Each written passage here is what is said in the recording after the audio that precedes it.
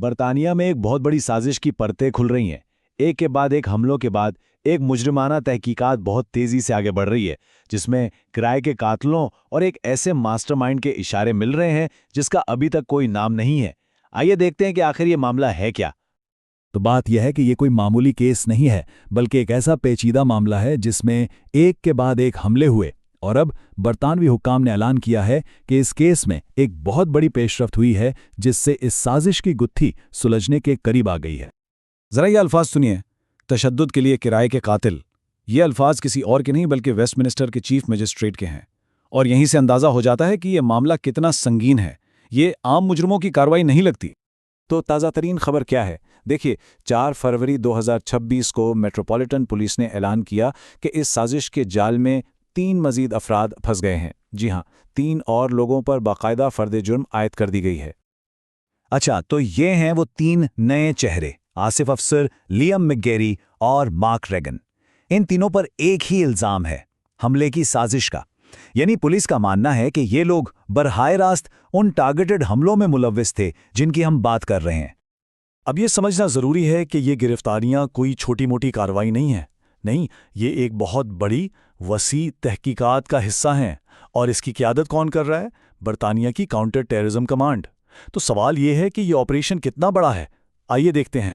7। जी हां, इन 3 नई गिरफ्तारियों के बाद अब इस केस में कुल 7 अफराद हैं जिन पर फर्द जुर्म आयद हो चुकी है। इससे साफ लगता है कि तफ्तीशकार किसी एक शख्स के पीछे नहीं बल्कि एक पूरे नेटवर्क की कड़ियां आपस में जोड़ रहे हैं।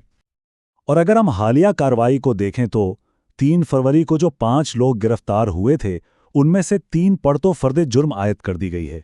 बाकी 2 को जमानत पर छोड़ दिया गया है, लेकिन तहकीकात अभी भी जारी हैं। तो इसका मतलब है कि ये कहानी अभी ख़त्म नहीं हुई है। तो देखें, इस मामले में कौन कौन शामिल है। मेट्रोपॉलिटन पुलिस की counter terrorism command, West Midlands police, Warwickshire police. ये कोई मकामी पुलिस की कार्रवाई नहीं है। ये एक बहुत बड़ा मल्टी एजेंसी ऑपरेशन है जिसमें मुल्क की टॉप यूनिट्स लगी हुई हैं। इसी से इस केस की संगीनी का अंदाज़ा होता है। अच्छा, इतनी सारी गिरफ्तारियां, इतनी बड़ी तहकीकात, लेकिन सवाल यह है कि आखिर ये सब शुरू कहाँ से हुआ? इन इल्ज़ामात की जड़ तक पहुंचने के लिए हमें थोड़ा पीछे जाना पड़ेगा, उन वाक़यात की तरफ जिन्होंने इस पूरे मामले को जन्म दिया। असल में ये पूरी तहकीकात 2 घरों पर हुए हमलों के गिर्द घूमती है। एक घर चशम में था और दूसरा कैम्ब्रिजशायर में। और पुलिस को पूरा यकीन है कि ये हमले अचानक नहीं हुए, बल्कि ये एक सोची समझी साजिश थी जिसमें इन्हीं 2 घरों को टारगेट किया गया था। अब जरा वाकयात की तरतीब पर नजर डालते हैं। सब कुछ शुरू हुआ 24 दिसंबर 2025 को, जब चशम में एक घर पर हमला हुआ। फिर दिसंबर के आखिर से जनवरी 2026 तक चशम और कैम्ब्रिजशायर दोनों जगहों पर मजीद वाकयात हुए। फिर 3 फरवरी को काउंटर टेररिज्म पुलिस ने एक्शन लिया और 5 लोगों को गिरफ्तार किया। और उसके अगले ही दिन 4 फरवरी को उनमें से 3 पर फर्द जुर्म आयद कर दी गई। और अब 13 फरवरी को इन तमाम 7 मुल्ज़मान को लंदन की ओल्ड बेली कोर्ट में पेश किया जाएगा। मतलब सब कुछ बहुत तेजी से हुआ है। तो 7 लोग गिरफ्तार हो चुके हैं, उन पर फर्द जुर्म भी आयद हो गई है। लगता है कि तहकीकात सही सिमत में जा रही हैं, लेकिन एक बहुत बड़ा सवाल अभी भी बाकी है।